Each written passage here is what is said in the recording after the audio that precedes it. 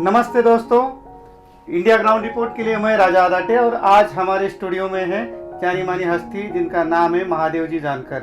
ये राष्ट्रीय समाज पक्ष के अध्यक्ष है और इन्होंने महाराष्ट्र के लिए काफ़ी बड़ा योगदान दिया हुआ है। ये खुद पढ़ाई से इंजीनियर है, पेशे से इंजीनियर है, फिर भी समाज सेवा के लिए इन्होंने पूरी ज़िंदगी बिताई है। पूरे 40 साल वो खुद के अपने घर नहीं गए हैं, समाज के लिए काम करते रहे हैं। महाराष्ट्र के कैबिनेट मिनिस्टर रह चुके हैं और इन्होंने ऐतिहासिक लोकसभा का चुनाव लड़ा था, उसमें उनको लाखों के वोट पाए थे, जिससे उनका नाम जो है देश भर चर्चित रहा गया है। मित्रों, हम महादेव जी से जानना चाहेंगे कि एक आंदोलन के रूप में ये यहाँ पे पहुँचे हैं। आप एक 54 साल की उम्र तक इन्होंने इस आंदोलन को ले आया है, जो कि जीरो से शुरू किया था सर, एक अलग तरह की राजनीतिक दौर में। आप कैसे देखते हैं पीछे मुड़ के कि कहाँ से चले थे और कहाँ पहुँचे? मैं तो देहात से आया हूँ। फर्स्ट मैं इंडिया ग्राउंड रिपोर्टर के आपके सब एडिटर टीम को मैं धन्यवाद दिलाना चाहता हूँ कि मुझे मौका दिया देश के लोगों के पास पहुँचाने का काम। मेरे दोस्त राजा आदाटे और आप जी यादव जी, उसका मैं शुक्रगुजार करना चाहता हूँ कि मुझे मौका दिया कि लोगों को मैंने क्या क्या किया है बताने के लिए। आपने जो मुझे ये किया तो मैं आपका तहे दिल से अभिनंदन करना चाहता हूँ। मैं शुरू से यशवंत सेना नाम का एक संगठन होलकर के नाम से चलाया था जी। जिस समाज का दल होता है उस समाज का बल होता है, हिसाब से मैं चलता रहा जी। मैंने महात्मा फुले के ऊपर अध्ययन किया, बाबा साहब आम्बेडकर के बारे में स्टडी किया, शाहू महाराज के भी किया, छत्रपति शिवाजी महाराज के बारे में, विदा सावरकर और स्वामी विवेकानंद के बारे में भी स्टडी किया। मुझे समझ में आया कि भाई सामाजिक संगठन चलाने से हम इस देश में परिवर्तन नहीं ला सकते, तो कोई पॉलिटिकल विंग हमने खड़ा करनी चाहिए। तो मैं कॉलेज में था, तब कॉलेज का इलेक्शन था, Walchand engineering college of Sangli. उस वक्त मैं युवा का इलेक्शन में खड़ा रहा था। मेरे खिलाफ एक मिनिस्टर का बेटा था जी। और मैं देहात का, मेरा बाप कोई मिनिस्टर नहीं था, कोई सरपंच नहीं था, कोई पॉलिटिक्स में नहीं था जी।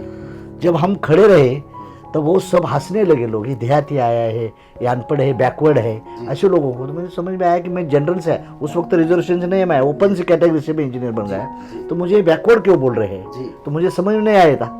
बाद में मैंने पढ़ा कि मंडल का आंदोलन चल रहा था उस वक्त जी।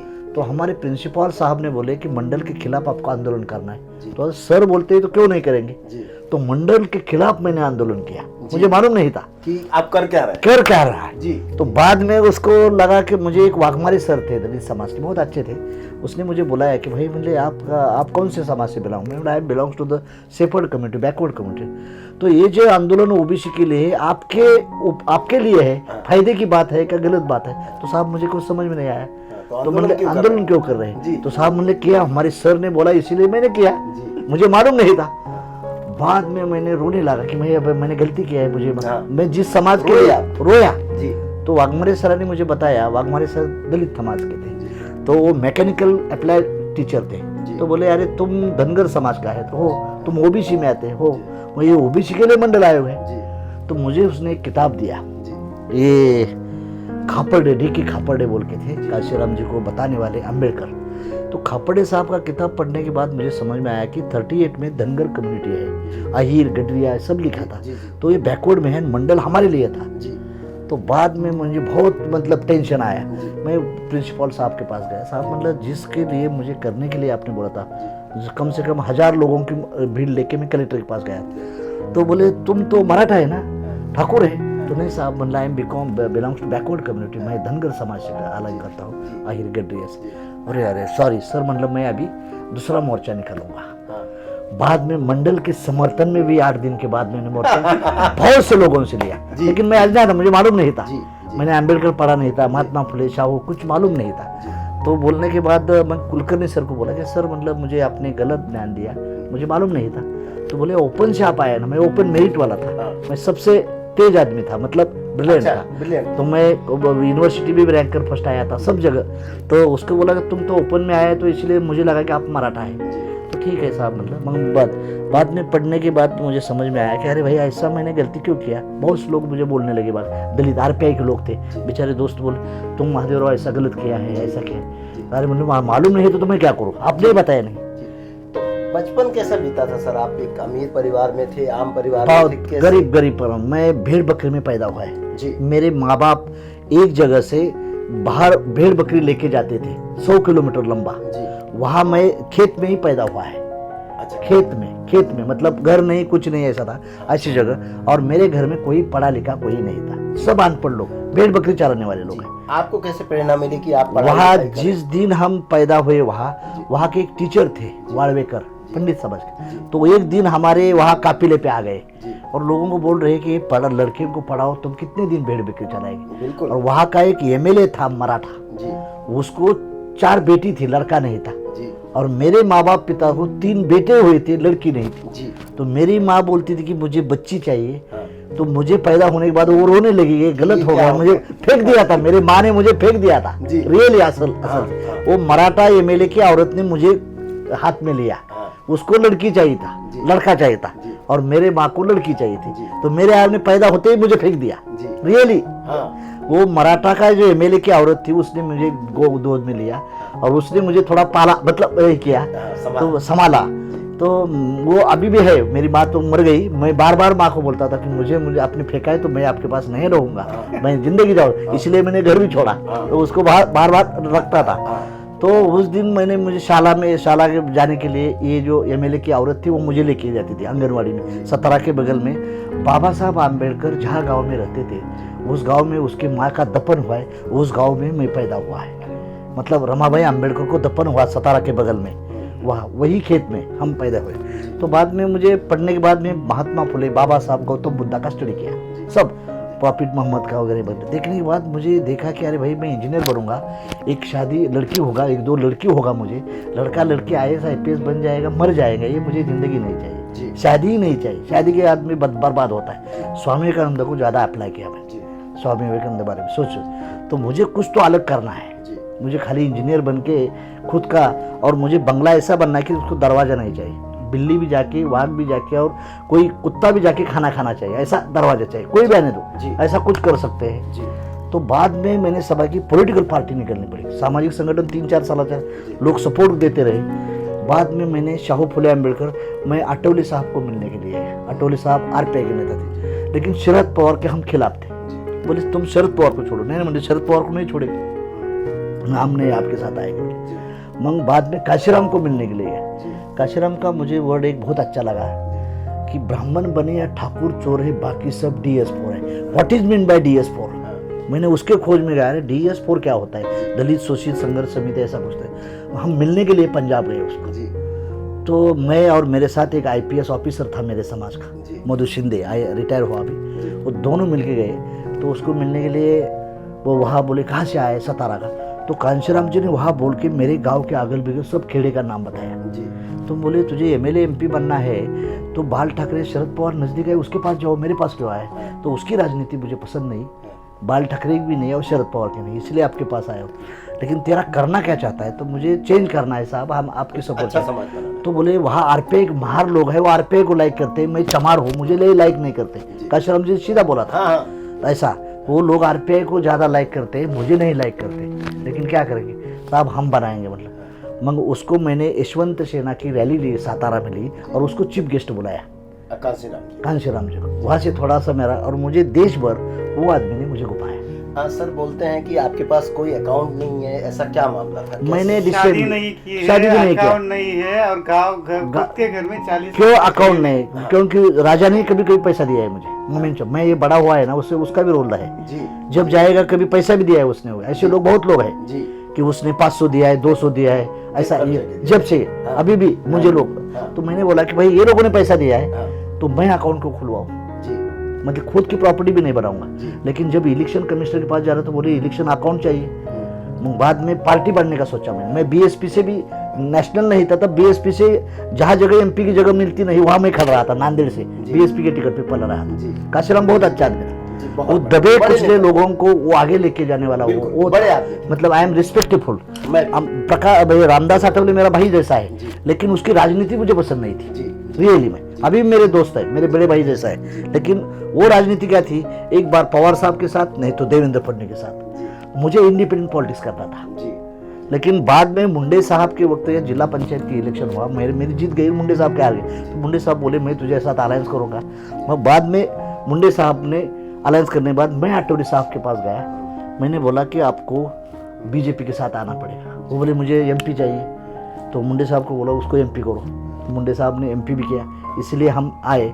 मुंडे साहब के बदौलत मैं और आटोले बीजेपी के साथ गया जी ऐसा हो गया। और बाद में हम अभी इलेक्शन में, अभी मेरे 17 स्टेट में मेरा पार्टी है। महाराष्ट्र में मेरे 98 जिला पंचायत है, अरे वाह 3 जिला परिषद के अध्यक्ष है, जी 6 मेरे कारपोरेशन के प्रेसिडेंट है अभी। गुजरात में 3 मेरे अपोजिट लीडर है, महसाना, करजन और बापादरा। 3 महानगर पालिका में मेरा फोटो है उसमें। जी मैं मतलब मेरे अपोजिट लीडर है, एक बगल मोदी का है, दूसरे बगल मेरा फोटो है। जी अभी वहाँ मोदी का प्रेसिडेंट है और मेरा अपोजिट लीडर मेरे पार्टी का है जी अभी भी। और बेंगलोर में एक कारपोरेटर है मेरा, अच्छा, शेट्टी नाम का, बेंगलोर में। कर्नाटक में। आसाम में मेरी 1 जिला पंचायत है, अरे आसाम में भी। जी ऐसा मैं धीरे धीरे अभी 110 सीटें मैंने यूपी में खड़ी की थी। जी मड़िया में टाइम्स ऑफ इंडिया में आया था। सर ये इस बीएमसी इलेक्शन में आप क्या करने जा मैं सब लड़ रहा हूँ, सारे खुद के बल बते। मुंबई के, बम्बई, महाराष्ट्र के जो कारपोरेशन लोकल वो सब लड़ रहा हूँ बिना किसी बिना किसी से साथ नहीं रहा, किसी का इसी से जुड़ अलग। के मेरा एक सवाल आपको ये है कि आपने इतने साल से राजनीति की है और ये सक्सेसफुल राजनीति की है, आप कैबिनेट मंत्री रह चुके हैं, लेकिन क्या आपको लगता है कि जिस तरह से आपने संगठन खड़ा किया तो आपको एक कम्युनिटी का नेता अभी मानते हैं, इधनगर कम्युनिटी के बड़े नेता है, तो सक्सेसफुल राजनीति के लिए ये कम्युनिटी का संगठन होना चाहिए या सभी कम्युनिटी के जो बैकवर्ड कम्युनिटीज है सब इकट्ठा आना चाहिए, क्या लगता है? मेरा ये कहना है कि आपकी मीडिया के लोगों के ऊपर आपने क्या किया है, मैं धनगर समाज पार्टी नहीं बनाई, मैंने राष्ट्रीय समाज पार्टी बनाई। उसमें पंडित भी है, ओबीसी भी है, दलित भी है, लेकिन दुर्भाग्य की बात है कि मैं दलित ओबीसी का लीडर, धनगर का नेता बन गया।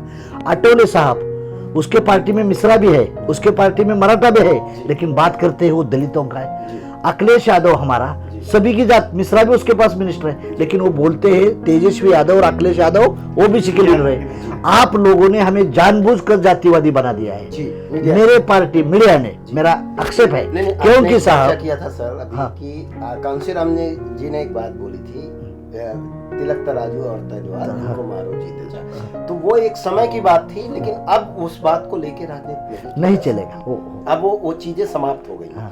तो क्या आपकी राजनीति में इस चीज को अब आप मानते कि वो वक्तव्य अब का मतलब अभी हम ये कर रहे हैं कि विवेकानंद को भी ले रहे हैं जी, अच्छे जगह, परशुरामों को भी ले रहे हैं जी अच्छे कृष्णों को भी हम ले रहे जी हैं, और प्रॉफिट मोहम्मद को भी एक्सेप्ट कर रहे जी। हैं। हमें वो राजनीति अभी नहीं करना जी। है। हमारे पार्टी में मेरे अभी गुजरात के प्रेसिडेंट शर्मा बोल के पंडित है, जी वो चला रहा है जी पार्टी में। जो नेशनल पार्टी ब्राह्मण के ही कई लोग सोचते हैं ना, सब ब्राह्मण अच्छे नहीं जी। है, गलत नहीं है, जी बिल्कुल सब यादव गलत नहीं है, बिल्कुल। सब धनगर गलत नहीं है, बिल्कुल नहीं। सब कई लोगों को रहता है। जी। बीजेपी का बुनियादी बेस है पंडित है, जी उसने 110 साल संघर्ष किया है वो लोगों ने, जी तब वो ओबीसी नाम का तेली मोदी बैठा है। जी। Modi is the puppet, he is not real prime minister. जी। Real prime minister is Mohan Bhagwat. जी जी I am also the minister, I am असली मिनिस्टर कहाँ थे, हमारा चीफ मिनिस्टर देवेंद्र फाइनल कर रहा था, जी तो हम क्या, I am the puppet of that. जी तो मुझे पपेट नहीं बनना, मुझे मालिक बनना है, जी हमें मिनिस्टर नहीं बनना है, हमें हिस्ट्री मेकर बनाना है। जी।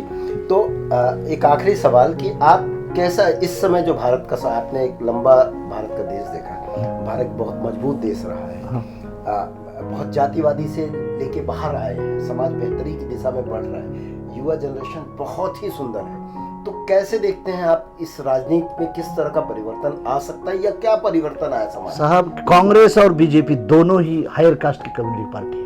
इस देश का दुर्भाग्य है, इस देश में 5 नेशनल पार्टी है, एक कांग्रेस है, एक बीजेपी है, सीपीएम, सीपीआई और टीएमसी।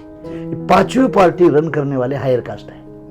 इस देश का judiciary is total control by the higher community. इस देश का media control by the higher community. I am respected साहब। वो लोगों को जब तक ये मेन चेयर पे वो बैठे हैं तब तक तुम्हारा सत्यानाश होने वाला है। जब तक तुम्हारी पार्टी, तुम्हारा चैनल छोटा रहने दो, लेकिन I am the owner of that channel. छोटी party road, I am the owner of that party. अभी सोनिया को फोन करेंगे मोहन भागवत, राजू की नहीं, प्रियंका को आगे ले लो, हम देखेंगे, हमारा दिन खत्म है। और छोटी छोटी पार्टी आगे नहीं आने देते। छोटी छोटी पार्टी को, मीडिया को, मैं राम और भगवान की बात करूंगा तो मीडिया मुझे हेडेड करेगा, अम्बेडकर का नाम लेगा तो मुझे साइड ट्रैक करेगा। ये जो राजनीति चल रही है, ये दिस इज ट्रेंड को चेंज करना है। हम जातिवादी बिल्कुल नहीं है। बाबा साहब अम्बेडकर दलितों के हित के नहीं थे, देश के हित में थे। बिल्कुल सही। लेकिन हमारे जैसे पॉलिटिशियन थे, वो बाबा साहब को दलित का बना दिया। बिल्कुल। मुझे हम मीडिया, पॉलिटिशियन, मीडिया, हम भी गलती है उसमें, हम लीडर भी तो पूरा देश का आदमी। उसने क्या किया, इलेक्ट्रिसिटी का डेवलपमेंट कैसा होना चाहिए बाबा साहब ने लिखा। बिल्कुल लिखा। इरिगेशन प्लांट कैसा लगाना, इरिगेशन कैसा करना, उसके बारे में लिखना चाहिए। खाली सामाजिक नहीं काम किया। महात्मा फुले ने महिलाओं के बारे, पंडित के महिलाओं के जो लड़के होते थे उसको पला लेने का काम महात्मा फुले ने। लेकिन महात्मा फुले का स्टैचू कहाँ मिलेगा, मंडी हाउस में। क्या लेन देन है, वो सब्जी बेचते थे क्या महात्मा फुले? और मैं अभी सब जात की बात कर रहा हूँ, पंडित की कर रहा हूँ, दलित की कर रहा हूँ, तो मुझे बोलते नहीं ये धनगर का नेता है। मुझे क्या करते हैं, वहां से लिमिटेड करते थे। ये डायमेंशन मुझे बढ़ाना है, दरी बढ़ानी है। पॉलिटिक्स की बात आगे देखेंगे हम। कांग्रेस में क्या है, पैदाशी जो राजा रजवाड़े थे वही एमपी बन गए, मिनिस्टर बन गए। पवार साहब ने क्या किया, जो सरदार थे महाराष्ट्र के उसको पकड़ा और उसको खाली एबी फॉर्म का लेबल लगाया। तुम मुझे छोड़ के जाएगा, तेरे कारखाने को, इंडस्ट्री को लोन नहीं दूंगा, तुझे परमिशन कटाऊंगा। वो डर डर के बोलते पवार साहब है। अभी मोदी क्या कर रहे हैं, किसी के ऊपर ईडी लगा रहे हैं। आप मीडिया की बात खराब रही है, परसों आएगा आपकी ईडी आपके देर में आईजीआर के ऊपर। तो ये मुझे चेंज चीजें है इनकी। तो इनका एक पुराना एक सिंपल सा तरीका था कि पेन को पकड़ के वो बताते थे कि वो जो है, आप एक बार हमको बताइए मेरी ये सिंपल बताने तरीके से, ये क्या है, साधारण आदमी को। कांग्रेस और बीजेपी की लाइन कैसे है, ये कितना भी खराब होने दो नीचे नहीं आएगा, और ये कितना भी टैलेंट हो उसको ऊपर मौका नहीं मिलेगा। We want that is equality आना चाहिए, perpendicular. This is the perpendicular system है। ये कांग्रेस और बीजेपी को परपेंडिकुलर रखना है और हमें ऐसा करना चाहिए। जो इक्वालिटी बात करता है ना, अब संविधान की बात, कॉन्स्टिट्यूशन बात करता है, इक्वालिटी का है नहीं है ना साहब। यहाँ का कितना भी आईएएस लेवल का टैलेंट हो दो, वो वहां नहीं जाता। वहां कितना नालायक भी हो, वहां नहीं आ सकता। ये क्यों? सब मीडिया के एडिटर रहते हैं तो सब टॉप के रहते हैं, लेकिन जो असली काम करता है ग्राउंड रिपोर्ट पे, वो मालिक नहीं बनता है। ये हमें चेंज करना है। और कांशीराम जी ने करके दिखाया साहब। वो 10-10 रुपए इकट्ठा करके एक चमार की बेटी को चीफ मिनिस्टर बनाया, चमार का बेटे को चीफ सेक्रेटरी बनाया, इलाहाबाद हाईकोर्ट का चीफ जस्टिस बनाया। और मैं मुलायम को भी धन्यवाद देता हूँ, लालू को भी वो लोगों ने हमारे लिए कुछ तो किया, पासवान ने भी हमारे लिए कुछ तो किया। लालू के अंदर में करप्शन का मामला आता है, करप्शन उससे ज्यादा जगन्नाथ मिश्रा ने किया था, लेकिन लालू आज भी अंडर क्यों है? क्योंकि हमारे बापजादे कोई आईजी ये नहीं थे, ये सुप्रीम कोर्ट के जजेस नहीं थे। बाबा साहब बोल रहे थे कि जुडिशरी में रिजर्वेशन चाहिए, नहीं दिया। जुडिशरी हमारे हाथ में नहीं रही। अब मिनिस्टर भी हम बनेंगे तो कोई गड़बड़ घोटाला खोलेंगे, मीडिया में बात जाए महादेव जानकर ने ऐसा करप्शन किया, लोग बोलेगा अरे करप्ट रहेगा। मतलब हमें नालायक बनने का साबित करने के पास इशारा होता है। तो हम ये बोल रहे हैं कि हमारी पार्टी जब मजबूत होंगी तो हम भी दाएं से बताएंगे, राहुल है, प्रियंका है, मोदी है, अमित शाह है, हम भी बगल में बैठेंगे। ये दोनों क्या करते हैं, दोनों क्या करते हैं, दोनों एक जगह को कॉपरेट करते हैं और हमें मरवाते हैं। तो ये थे हमारे साथ जो है महादेव जानकर जी। अपने तीखे वचनों से इन्होंने हिंदुस्तान को एक बेहतर देश बनाने का सपना देखा है। आगे भी महादेव जी से बात होती रहेगी। फिलहाल आप इनकी बातों को सुनिए, सोचिए, समझिए और ये देखने की बात है कि आखिर ये जो ठोस बातें कह रहे हैं 21वीं सदी में जिन चीज़ों की मांग कर रहे हैं, क्या सच में हम वो अपने समाज को नहीं दे पाए हैं? फिर मिलेंगे किसी और दिन और किसी राजनेता के साथ और करेंगे खरी खरी बात। धन्यवाद।